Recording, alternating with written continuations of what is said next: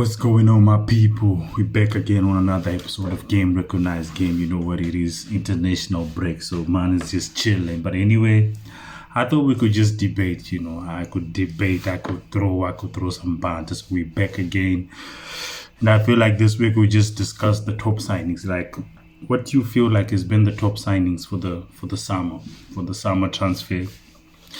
For me, fam, I got a whole long list, fam, but let's get into it. I hope you people were good. You have had a good week. And you grinding, people. Most of all, you're grinding. Make sure you're on top of your grind. That is the major thing in you getting to the bag. Okay, and you're leveling up on your health. You're leveling up on your career. You're leveling up on whatever you need to level up on. That is the most thing. With that being said, we move on, man. Okay, we'll go to the top summer signings. Who you feel has got the top summer signing? For my side, I would just say, and I'll recognize, like, where I feel like I can recognize this game on this. Since the podcast is Game Recognized Game, people, so it's only right I recognize the game. And when it's trash, we're throwing it to the bin. I'm sorry, no offense, okay? First of all, I'll start with, okay, who do you think we should start? I'll start with the OP, I'll start with the OP. James Maddison, James Maddison, he has been immense. He's been rejuvenated from relegation. Relegation always gets people in the mood. He came back with a vengeance from. So, jokes aside, people, I like how James Maddison has been playing very, very well from. Anyway, we all know. From day one, I've always recognized this game, so it's nothing new. So far, he's played 8 games, and I'm sure he has 5 or 6 and 2 goals. So he is the main engine for Tottenham. So I'm recognizing his game so far. He's been one of the top signings of the summer, no doubt, and he is a force to reckon. There's no doubt about James Maddison. What he's doing, you can see the passes, what he did to Arsenal when he came for the derby, what he did to Saka on the line. Man, there's no denying that, even though it's the up, but I gotta give it up to him. And this is the only time I give it up to him. It's not happening again, so shush. The next one, okay, I'm gonna bring it home, I'm gonna bring it home. I'm bringing it home to the Invincibles, Declan Rice, people. Declan freaking Rice. He's a brick wall, fam. He's what we've been missing in the midfield, He's body language. He can sit deep. He has the pace. Even when he loses the ball, he can run back to recover, something we were missing. And he is only 24, I think 24, 26 years old. So you can imagine what he'll be when he's 29 or 30 years old. So his stamina is good. His agility, you can see when he's coming, he will not let anything pass him from any people, even if he's behind, he's fighting and running back for the ball. I'm not saying Paddy does not do it, but this guy is a bit young, and so he has the pace. So for me, Declan Rice has been stellar, amazing, from the best. Sometimes I feel like 100 million was not enough. Like 100 million was not enough for this guy. We're supposed to pay like 200 mil. I don't know, fam. I'm just buzzing. Every time when I see him, I know he's going to control. He's going to detect the pace. Even against Man City, you can see he was sitting deep. You see, you can put him in Kai Havertz's position. He's going there. He can score. So attacking wise, he's good. Defensive wise was good without the ball. So you can feel his presence in the midfield, fam. So for me, Declan Rice, I do recognize his game, fam. I recognize his game. Because I got game. So I do recognize when I see game, people. Just gassing myself. Okay, the next person, it's another op. So Onana, what's my name? Onana.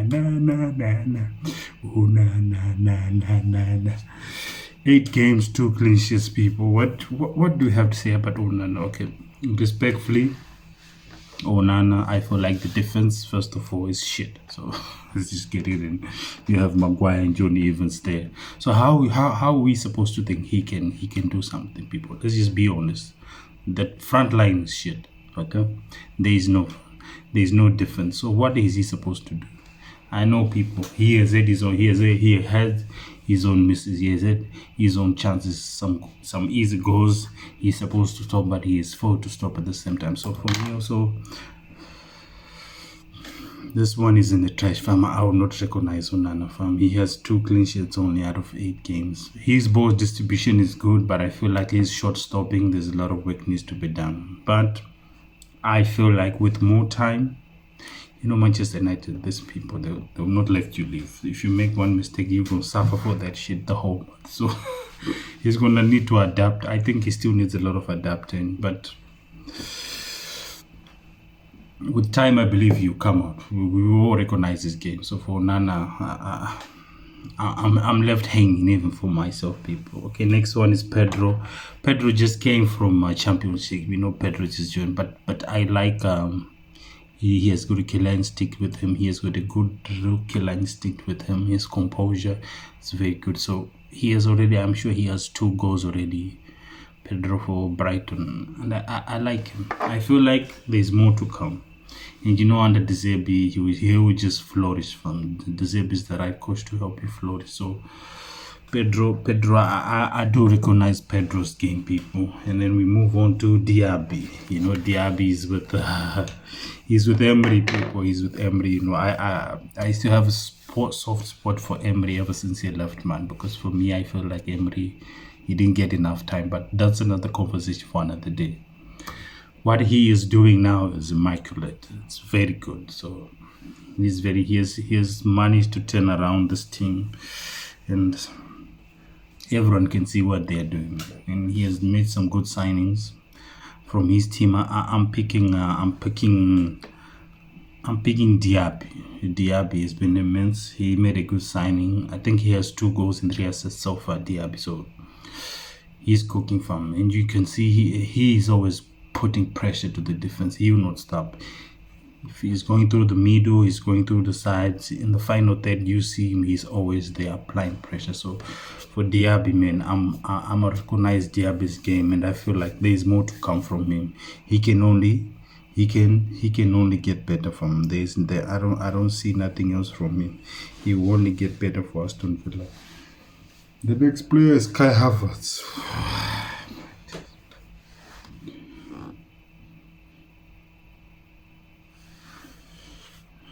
I need a moment of silence. This.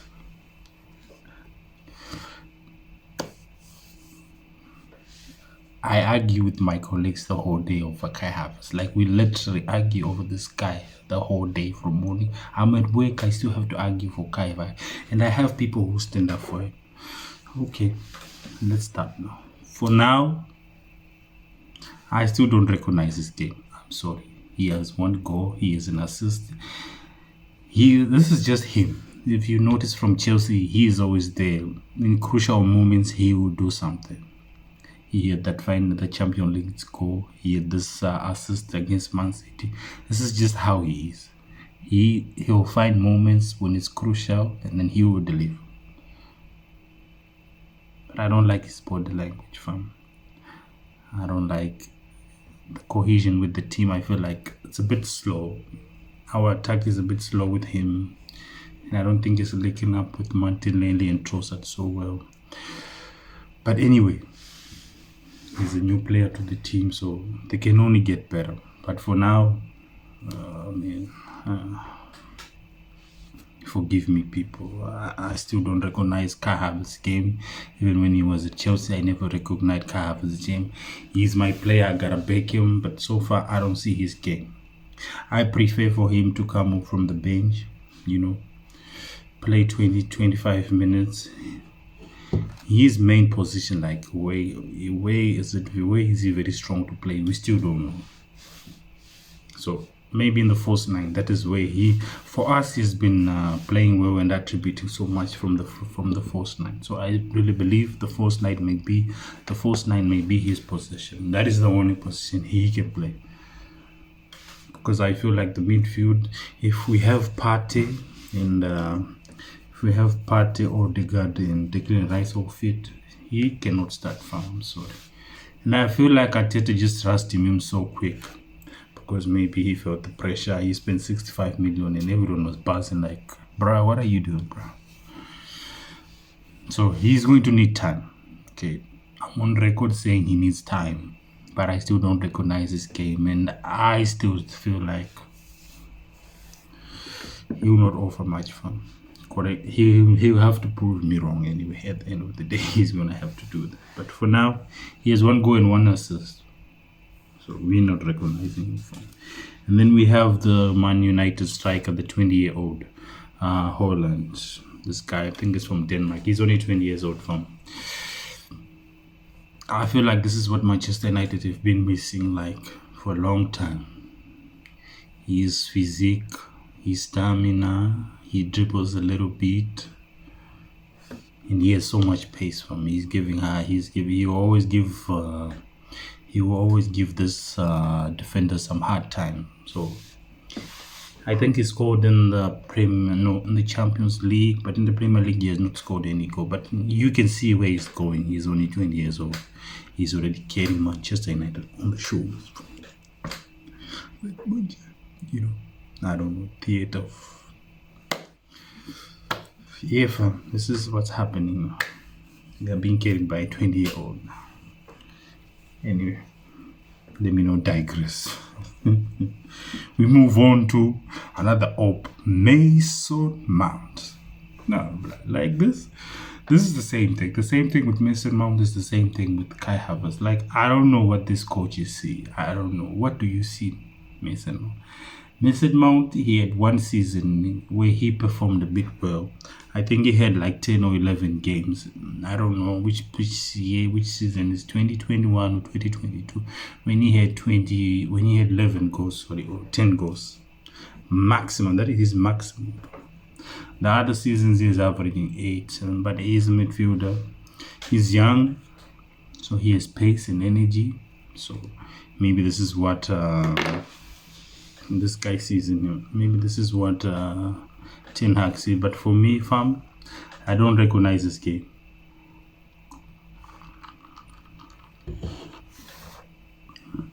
The next one is Doku. Doku is signed by Pep, Pep is a genius, fam.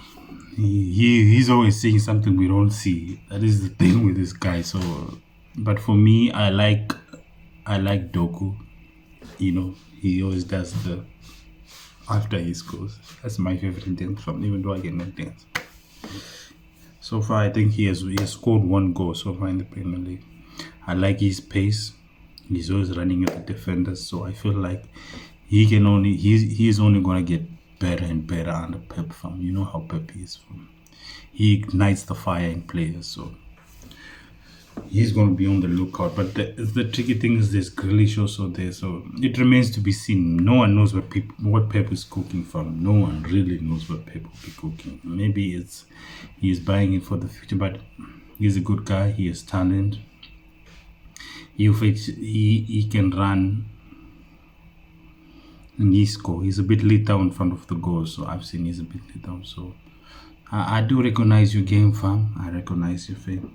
Next we go is Amrabat. Amrabat, he's the op tour, fam. I always like Amrabat, man. He's from Morocco, His family is Africa, so his family.